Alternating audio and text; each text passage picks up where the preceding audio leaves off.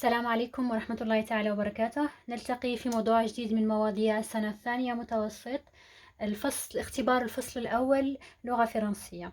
قبل ما نبدأ ما تنسوش تشتركوا في القناة وتفعلوا زر الجرس وتضغطوا على زر الإعجاب في حال ما إذا استفدتوا من الفيديو. ويلا بسم الله نبدأ بالنص. Il était une fois une petite sorcière qui se prénommait Émilie. Elle vivait avec ses parents. Toutefois, elle ne quittait jamais le château. Ses parents ne voulaient pas qu'elle aille au village, puisqu'elle avait un nez crochu et boutonneux, comme les vieilles sorcières. De plus, ses cheveux d'enfant étaient déjà dépeignés et vieillots. Pourtant, ses yeux étaient jolis et bleus, et son sourire très charmeur.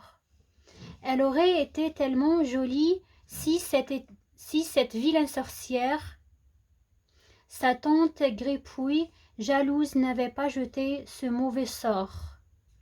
Un jour, sa mère lui demanda si elle voulait aller danser avec les gens du village dans une fête. Émilie lui répondit d'une voix triste. « Bien sûr, maman, que j'aimerais cela, mais je fais peur aux gens. » Sa mère lui répliqua. « Tous les gens sont déguisés pour cette fête, alors nous pourrons simplement dire que tu es déguisée en méchante sorcière. » Émilie sauta au cou de sa maman et lui donna plein de bisous. Le soir venu, Émilie, vêtue d'une longue robe noire, coiffée d'un chapeau pointu et portant des souliers tout aussi pointus, se rendit à la fête avec ses parents. Les gens trouvaient son déguisement très réussi. Elle fut en fait la reine de la soirée. Toutes les petites filles déguisées en sorcières, fées aux princesses, jouèrent avec elle. Émilie reçut des bonbons et des cadeaux plus qu'elle ne pouvait en prendre. Elle partagea avec ses nouvelles amies. هنايا واش راهم يهضرونا على إيميلي هذه كانت ساحرة تسكن مع والديها في الشاطو في قصر. كانت عينيها زرقين وكانت بزاف شابه، بصح النيف تاعها كان هكا بوينتو، كان جاي طويل كيما هذوك الساحرات اللي وروهم منا. فما كانش قاع تروح للفيلاج، ما كانش قاع تهود في الفيلاج ولا تلعب مع الناس. ولا واحد النهار يماها قالت لها تروحي معايا، قالت لها باسكو راهم دايرين حفله وراهم كامل متنكرين، فنقولوا بلي راكي متنكره وخلاص. فراحت معاها للحفله والناس قاع حسبوها بلي راهي متنكره، جاو لعبوا معاها وعطاو لها الحلوى وكلش. فوالا هذه هي ليستوار. نروحوا compréhension de l'écrit. قالونا choisis la bonne réponse. Dans ce texte l'auteur explique, raconte, informe. في هاد الوحده رانا raconte، دائما في هاد الوحده رانا raconte، رانا نحكيو. فهنايا la bonne réponse هي raconte. من بعد قالونا ce texte est un conte merveilleux, un article de presse. يعني هذا قصة شابة ولا مقال تاع جريدة. bien sûr هذه قصة un conte. un raconte جاية من conte، فهذه un conte merveilleux. voilà. من بعد قالونا complète le tableau suivant. La formule d'ouverture, le lieu, les personnages. La formule d'ouverture قلت لكم باللي سهله باش نجبدوها.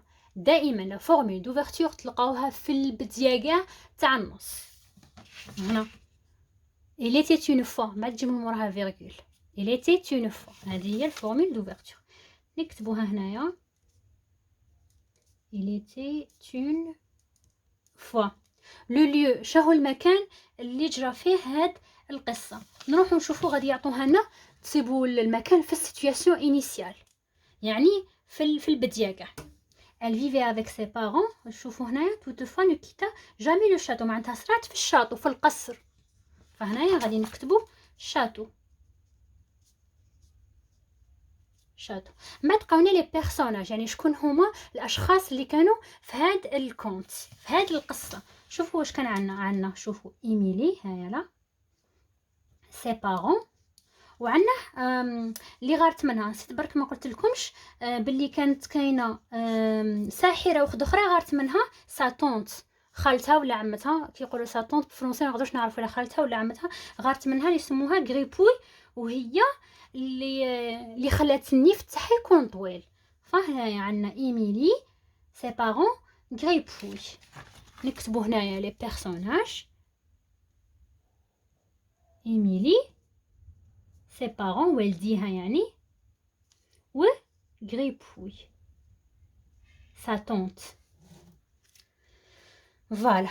من بعد قالونا كي ليروين دو سيت هيستوار، شكون هي البطلة هاد القصة؟ بيان سور هي إيميلي. أنا كامل نهضرو هنا على إيميلي. إيميلي هي بطلة القصة. نقولو ليروين دو سيت هيستوار اي دو بوين إيميلي. هاكا نجاوبو. من بعد quatrième question قالونا si cette vilaine sorcière, le mot souligné veut dire vilaine. Le mot souligné veut dire gentil, méchante, serviable. Vilaine معناتها méchante. Voilà. بعد قالونا relève du texte l'élément modificateur de l'histoire. نقولوا له l'élément modificateur ولا l'élément perturbateur. هو اللي تبدا منه الأحداث، وغالبا في أغلبية القصص غادي يعطوهم لكم هو ان جور. وين راهو هنايا؟ وتبدا القصة تتوالى، وتبدا أحداث القصص، تبدا أحداث القصة تبدا من ان جور. هايلا ان جور سا مير منا يبدا ليليمون بيرتورباتور، هو اللي خلطنا كاع القصه ونبداو نديرو في الاحداث المشوقه. على بها سموه ليليمون بيرتورباتور، بيرتوربي معناتها يخلط كاع لي سوا، منا يبدا التشويق.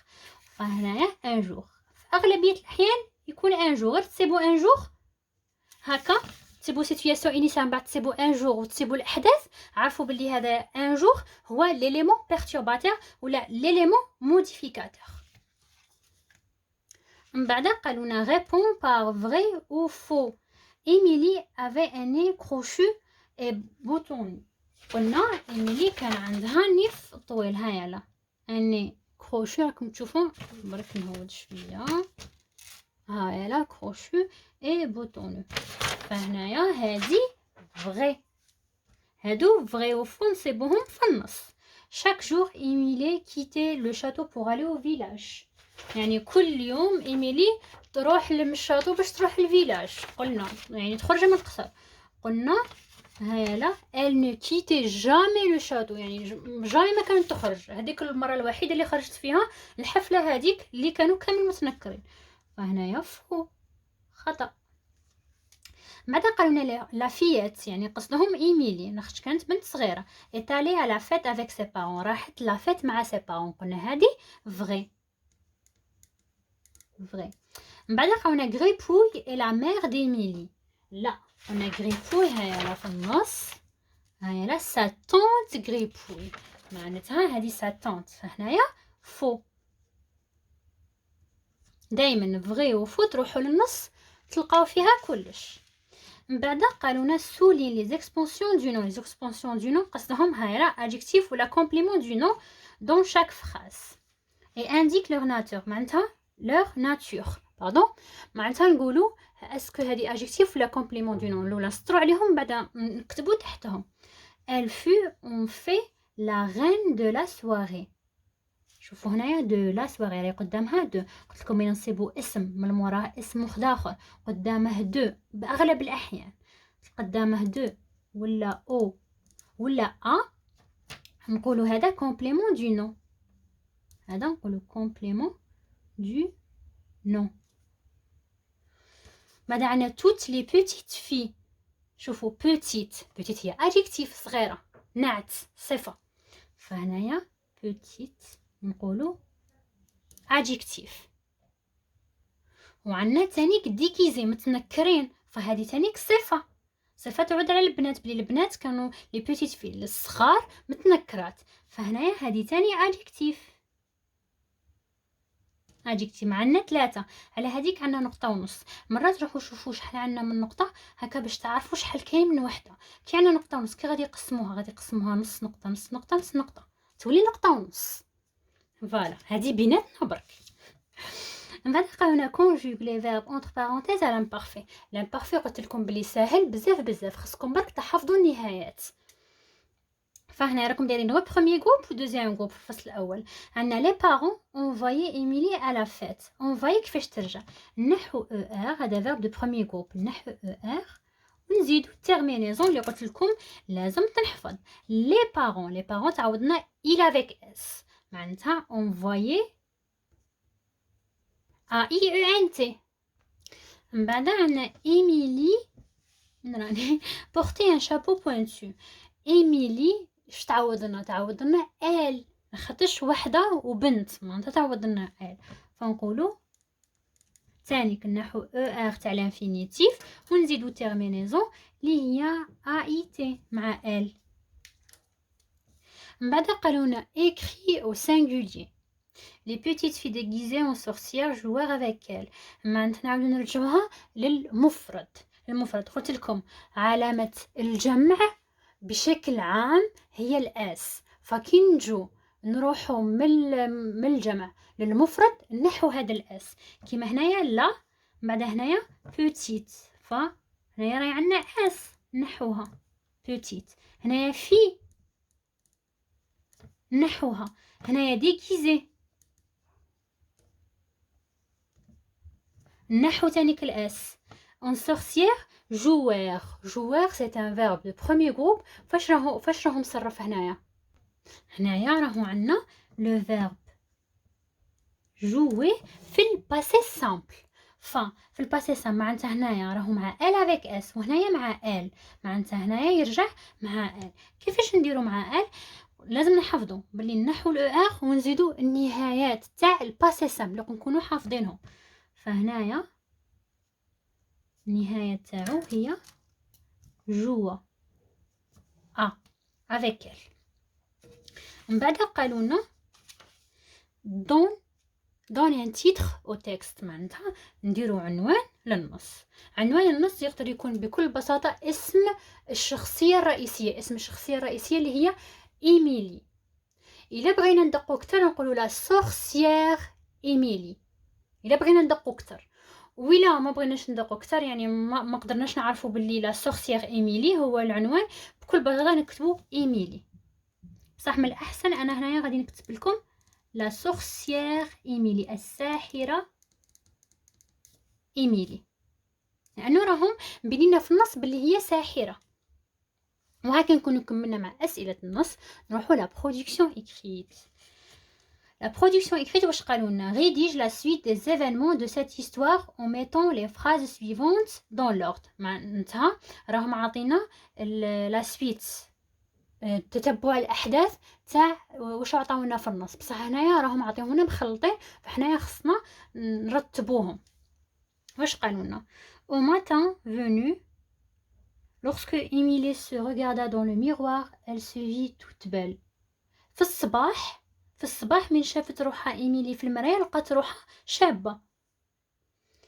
lorsque la fête fut terminée la petite sorcière retourna au château et s'endormit. كي كملت الحفلة، يعني هما قلت لكم كانت في الحفلة، كي كملت الحفلة رجعت لا بيتيت سورسيير هايمنة الساحرة الصغيرة، رجعت للقصر ورقدت. من بعد elle avait un petit nez tout coquet et des cheveux noirs de jaïs. كان عندها نيف صغير وكان عندها دي شوفو نوار. من بعد قالونا son nez crochu et boutonneux comme vieille sorcière et ses cheveux dépeignés et vieillots avaient disparu. النيف تاعها هذاك العوج واللي جاي هكا بوينتو وشعرها اللي كان مشاطط كاع راحوا هادو. C'est que la tante Gripouille, en donnant le sortilège, avait dit si tu fais des amis et que tu joues et tu ris, tu deviendras jolie. هنايا هادي لا طونت غريبوي كي دارت السحر قالت باللي لو كان ترجع يولوا عندها دي زامي وتولي تضحك وكاع تعاود ترجع شابه كيما كانت. راني شرحت لكم هنايا كامل، درك نسيو نرتبوهم. بيان سور هنايا دارت الحفله، كملت الحفله وقعدت تضحك معاهم وكاع، من بعد عاودت رجعت للقصر اكيد. فهنايا لوغسكو لا فيت في تيرميني كي كملت الحفله لا بيتي سورسيير رجعت ورقدت في القصر. فهنايا هاتي غادي نكتب 1. دو دو كي ناضت الصباح بيان سور او ماتان فونو كي ناضت الصباح وشافت روحها في المرايه تلقات روحها توتبال تلقات روحها شابه فهنايا نديرو دو وتلقات اللونيت تاعها داك كروشو بوطونو كوم لي فياي راح تلقات شعرها مشعطط راح فهذه هي 3 يعني شافت روحها في المرايه تلقات روحها شابه تلقات اللونيت تاعها مليح تلقات شعرها شابين نواغ 3 فوالا سون ني كروشو من بعد elle avait un petit nez tout coquet et des cheveux noirs de jaïs كان عندها نيف صغير لا نديرو هذا قبل بلي كان عندها لوني صغير وكاع كي شافت روحها في المرايه ومن بعد نقولوا بلي لوني هذاك الاخر وكاع راح فوالا من بعد سانكيامو نفهموا علاه صرا كاع كيما هكا على ملي شافت روحها في المرايه ولات هكا نفهموا بلي لا طونت عمتها فوالا كي دارت السحر تاعها قلت لكم قالت بلي لو كانت تولوا عندها دي زامي وتلعب معاهم وكاع غادي ترجع شابه كيما كانت فوالا باش نفهموا كيفاش حتى رجعت شابه كيفاش حتى رجعت كيما من قبل فوالا هكا نكونوا كملنا من لا برودكسيون اكريت نكونوا كملنا من هذا الموضوع نتلاقاو في موضوع اخر ان شاء الله والسلام عليكم ورحمه الله تعالى وبركاته.